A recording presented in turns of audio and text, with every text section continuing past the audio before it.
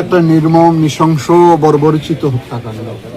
এটি নিন্দা জানানোর ভাষা আমাদের নেই।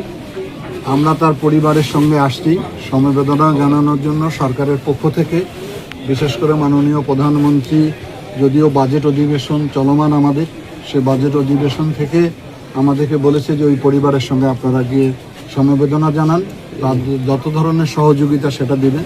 আজকে আমাদের সঙ্গে এই আসনের এমপি রকুনুদ্দিন বাবুল, আমাদের লালমনিরহাট 1 আসনের ব্যারিস্টার হাসান রাজি প্রধান, আমরা 3 জনে এসেছি এবং প্রশাসনের সর্বোচ্চ কর্মকর্তারা এখানে রয়েছে।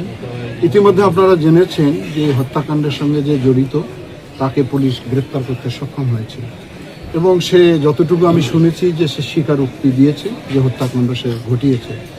আমরা আশা করি আরও কিছু পরীক্ষা নিরীক্ষা বাকি রয়েছে। এটি যখন এসে যাবে দ্রুত সময়ের মধ্যে চার্জশিট দিয়ে এই বিচার কার্য সম্পন্ন করা হবে। আমাদের এই জায়গাটা এরকমই লাগে যে এতটুকু ছোট্ট একটি শিশুকে যারা হত্যা করতে পারে তারা আসলে মানুষ না, তারা নরপিশাচ। তাদের এমন দৃষ্টান্তমূলক শাস্তি দিতে হবে যেটি উদাহরণ হিসাবে থাকে, যাতে ভবিষ্যতে এই ধরনের কাজে কেউ আর যুক্ত না করে। শৃঙ্খলা বাহিনী, তারপরে সিভিল প্রশাসন, আমাদের রাজনৈতিক দলের নেতাকর্মীরা যখন এই হত্যাকাণ্ড সংগঠিত হয়েছিল তারা সবাই ছুটে এসেছিল। তারা আসামিকে উদ্ধার করার জন্য, আসামিকে ধরার জন্য তারা তাদের প্রক্রিয়া চলমান রেখেছিল এবং এক পর্যায়ে আসামিকে তারা গ্রেপ্তার করতে সক্ষম হয়েছে।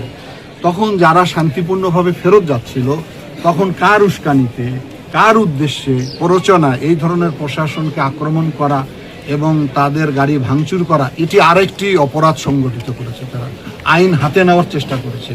সেটিও আমাদের কাছে মনে হচ্ছে যে কোনো ধরনের এখানে উস্কানি আছে কিনা, কারা জড়িত আছে কিনা, এটি পুলিশ তদন্ত করে দেখছে এবং সে ব্যাপারেও আমরা কঠিনভাবে আইন প্রয়োগ করব।